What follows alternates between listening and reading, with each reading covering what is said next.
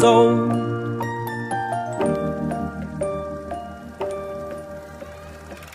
It was a big, big world, but we thought we were bigger, pushing each other to the limits. We were learning quicker.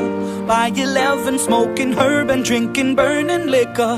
Never rich, so we were out to make that steady figure. Once I was 11 years old, my daddy told me, go get yourself a wife or you'll be lonely.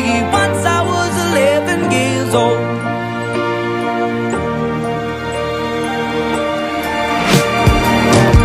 Always had that dream like my daddy before me. So I started writing songs, I started writing stories. Something about that glory just always seemed to bore me, 'cause only those I really love will ever really know me. Once I was 20 years old, my story got told before the